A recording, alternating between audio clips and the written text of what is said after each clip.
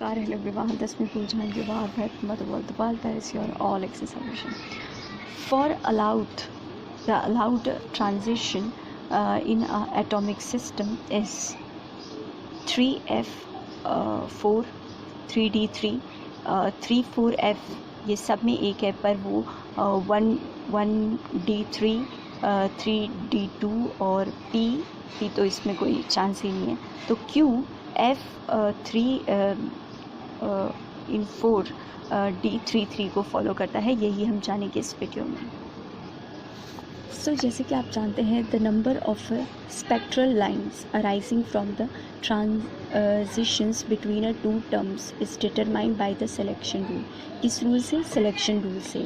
The number of spectral lines arising from the transition between two terms is determined by the selection rule.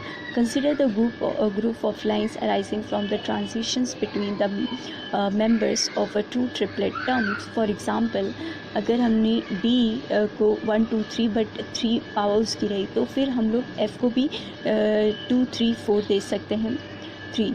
तो इस terms पर जो selection rule हो रहा है, that is entropy 0 and L जो है वो +-1 रह रहा. Are satisfied. क्या हो रहा है? ये दोनों सेटिस्फाइड हो रहे हैं. एंड द रूल से इक्वल्स टू 0 +-1. तो इस अलाउइंग फॉलोइंग 6 ट्रांजिशंस में जो सबसे इम्पॉर्टेंट D3 आ रहा है. ठीक है, 1. इन सारी चीज़ों को समझने के बाद आप इतना बस याद रखिए कि वो जो आंसर है वो आपका यही आता है, और वो है आपका the allowed transition in atomic system is F34 है, तो D3 को ही वो फॉलो करेगा. उसी के साथ साथ आपको एक और सवाल के बारे में मैं बताना चाहूँगी. इसको तो हमने किया, the total number of the symmetry of elements in the diborane, जो कि बनाना और आपका मेन ब्लॉक एलिमेंट्स में है, वो किस तरीके से 8 सिमेट्री एलिमेंट्स को फॉलो कर रहा है. A physical observer x appears with the probability distribution. आपको e -2x - 12, तो average of x would be क्या होगा. अब आप एक बात तो यहाँ पे एकदम अच्छे से समझ लीजिए कि 2x है, और अगर हम x को एक तरफ रख दें और e को हमने करें, तो फिर भी ये क्या हो जा रहा है? 6 से डिवाइड हो जा रहा है. बट इसके आंसर को कुछ अलग तरीके से समझते हैं बाय एक्सपर्ट्स. तो आप ये समझिए कि प्रोबेबिलिटी ऑफ डिस्ट्रीब्यूशन क्या दिया है? e -2x 12 1.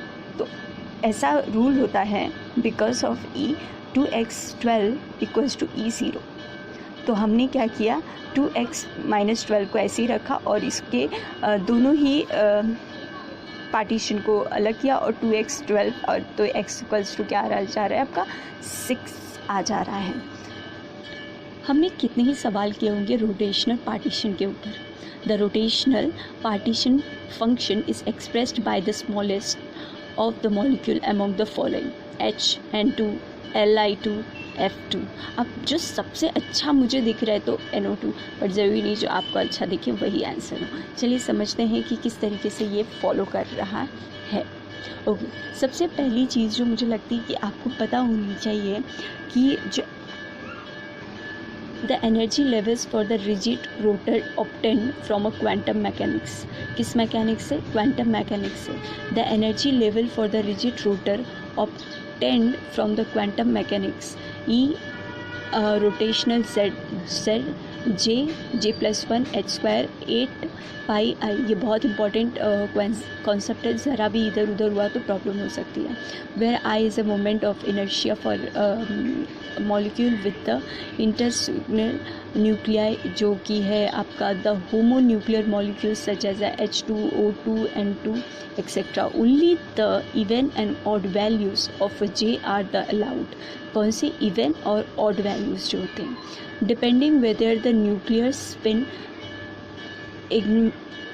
ignistates are anti-symmetric. Antisymmetric मतलब क्या होता है, पैरा हाइड्रोजन, क्या होता है, पैरा हाइड्रोजन। और सिस्टमैटिक का मतलब होता है ऑर्थो हाइड्रोजन रिस्पेक्टिवली।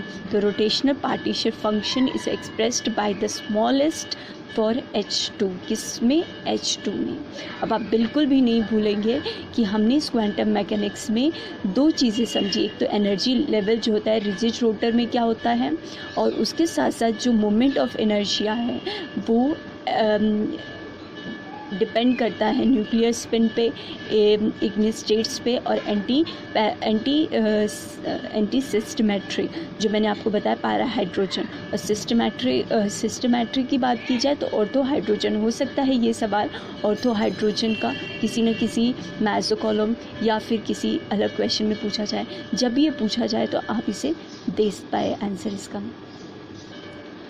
ओके, तो डिग्री ऑफ पॉलराइजेशन मैंने आपको बताया ही है, 1/p होता है। उसके बाद एक और क्वेश्चन है कि if the half life of the reaction inversely proportional to the square of concentration of a reactant, the order of reaction is what?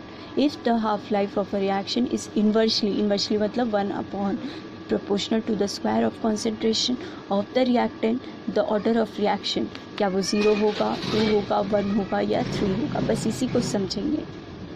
Okay, जैसे कि आप जानते हैं रिएक्शन रेट जो K से डिनोट किया जाता है can be expressed in terms of a half life. किस लाइफ में, हाफ लाइफ। हाफ लाइफ जो होता है वो डिफाइन किया जाता है the time required for the concentration of the reactant to decrease the half of its initial value. Half of its initial value आप जानते भी है उसका T1/2 जो आता है वो कैसा रहता है 1K रिएक्शन रेट n-1, उसको ही हम लोग यहाँ पर क्या पॉइंट रीराइट करते हैं 2n-1 C0 n-1। तो half life for nth order मतलब ये nth मतलब 1 2 3 4 कोई भी ऑर्डर ऑफ रिएक्शन हो सकता है। In general it depends upon a half life of the reaction for a initial concentration can be expressed. अब इनिशियल कॉन्सेंट्रेशन पर ये एक्सप्रेस्ड होता है इस तरीके से। तो फर्स्ट ऑर्डर पे क्या दिखाएगा n=1, so T half is independent for initial concentration. Second order पर अगर हम 2 लेते हैं तो क्या होता है 1/C कॉन्सेंट्रेशन जो है यहाँ पर भी क्या हो जाता है 0। फॉर थर्ड हमने लिया तो यहाँ पे भी C का स्क्वायर हुआ, तो for 0 order n=0 is directly proportional to the concentration. जब 0 ऑर्डर रहता है तभी वो फॉलो करता है।